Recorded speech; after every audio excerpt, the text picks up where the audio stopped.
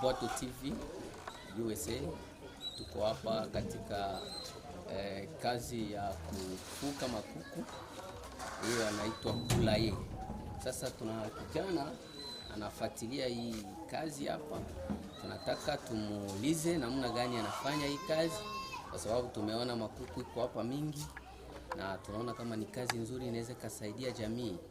Sasa tutamuuliza huyu kijana namna gani anahudumia hii kazi, namna gani anaendelea kwa hii kazi, kwa sababu kuna wengi wanaweza tamani nao wajue hii kazi ya kufuga kuku, na tuambie faida gani iko ndani, atuambie tatizo gani iko ndani, kusudi tusaidie jamii.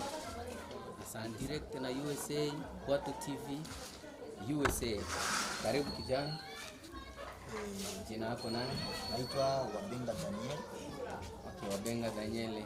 Unahusika na kazi gani hapa? Tunaona pembeni yetu hapa kameraman wangu kunaonesha pana makuku hapa yanajengwa vizuri na ndani nimeingia pana kuku mingi. Sasa unafanya aje hiyo kazi?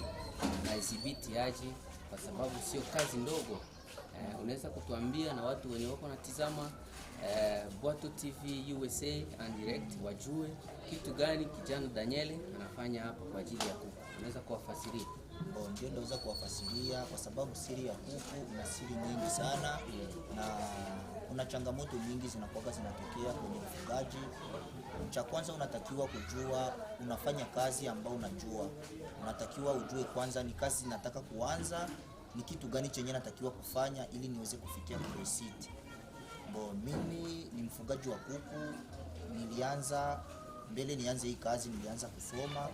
Nimeisomea hii kazi kwa mzee mtaalam ana miaka 28, Monsieur Questo Madebar Ibrahim, akipatikana mkoa wa Kanyosha. Ni mzee mwenyewe ana uzoefu sana na hii kazi, ndo mwalimu wangu mwenyewe aliniforme mimi kwa kufanya hii kazi ya ufugaji, na kwa sasa nina experience ya kufuga hata kuku 10,000 kwa jinsi ninavyojijua. Ndio mnamsikia kijana Dani Alves kisa ananiambia hii kazi ameisoma, amejifunza jinsi ya kufuga kuku, kwa sababu kuku imnaleni Bujumbura TV USA. Antuka ukifuatilia mafundisho yenye kijana anatupatia hapa kuhusu ufugaji wa kuku, utakuwa na benefisi ya mingi sana.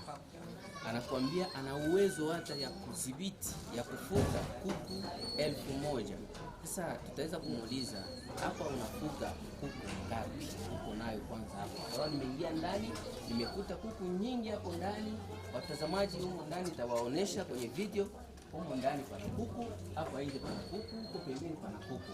Unaweza kutuambia unafuga kuku ngapi nayo hapo kwa sasa? Kwanza watazamaji waone kiwango chako cha kuendelea na kufanya hii kazi.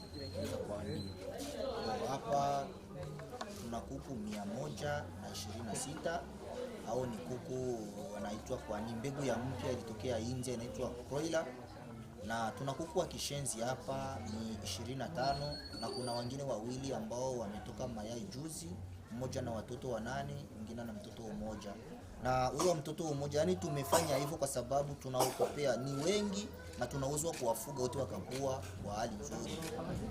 Tuna kuku 126, na hizo 126 tulikuwa na kuku 240.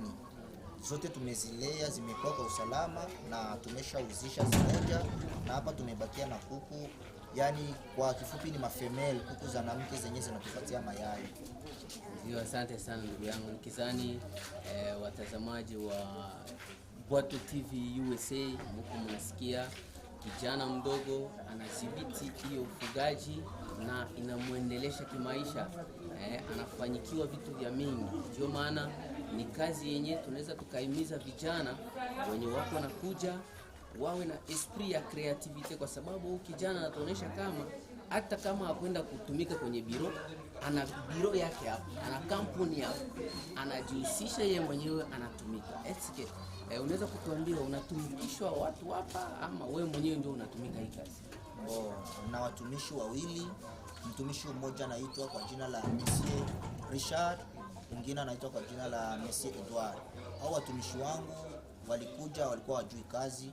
Nimeanza kumfundisha Monsieur Richard, na Monsieur Richard kwa sasa yuko na experience hata mimi nikitoka naenda, yeye ana uwezo wa kuchunga kuku na anajua magonjwa yakikuja, anajua anafanya treatment gani ili aweze kufikia kwa kuzikinga magonjwa yasiweze kuziua. Haya, asante sana. Tumeona kama kijana Dani Alves ametufasiria vitu vingi kwa ufugaji wa kuku. Sasa kaulizo kwa mwisho tutamuuliza, kuna changamoto gani unakutana nayo katika hii kazi ya kufuga kuku, kwa sababu sio vizuri tu ndio unakutana navyo. Inawezekana unakutana na matatizo, inawezekana unakutana na shida fulani. Unaweza kutuambia changamoto fulani unakutana nao kwa ufupi? Hiyo changamoto na ndio kitu cha muhimu chenye kitu bora sana kinawafanya wafugaji wanatoka mwa kazi ya kufuga. Changamoto za kwanza zenye zinakuwa zinasumbua kwenye ufugaji, magonjwa ya kuku. Magonjwa ya kuku yakishaingia, wafugaji wote huwa wanauzisha na vyombo vyenye walikuwa waliandaa wataanza kufuga navyo kuku, wanauzisha kwa kuku, hawajui wanafanya nini. Lakini kwangu mimi Dani na waita na wengine wote wenye wanaweza wakapendelea kujua mengi kupitia ufugaji. Nimesoma na nina uwezo wa kufuga kuku wa siku moja, anatoka mkuvezi nikamfuga mpaka miezi 18. Changamoto zenye wanakutana nazo watu ni magonjwa. Wakati magonjwa ikiingia, watu wote wanakuwa desi, wanatoka mfugaji, yani wanahomba. Haya, asante sana. Umemsikia kijana Dani kisi anatuelezea changamoto anakutana nao katika ufugaji na kisi anayatatua, kwa sababu ana watumishi wake wawili na wale watumishi wawili ndio wanachungana na hiyo changamoto fulani. Wagonjwa kitokea, wale watumishi wanawahi kwa sababu yeye anatumikisha muda, kwa sababu vitu vyake viende kisi anataka. Asante sana kijana Dani kwa mafasirio juu ya kulaye yako hii. Tumeona kazi nzuri na tunakuencourage uendelee kufanya kazi kama hii. Okay, asante sana. Tuko en direct na Bwatu TV USA. Hapa ni msemaji kama vile mpeperushaji wa habari katika YouTube pa niveau ya Bujumbura. Nimeitwa Lusombo Michel, naishi hapa Bujumbura na ni mimi nina represente Bwatu TV USA hapa Bujumbura. Asanteni sana. Usisahau kushare, kucomment na kulike video yetu ukiyapenda zaidi, na namba yetu ya simu yako hapo juu ya representa wa Bwatu TV niveau ya USA. Asanteni sana. Baadaye.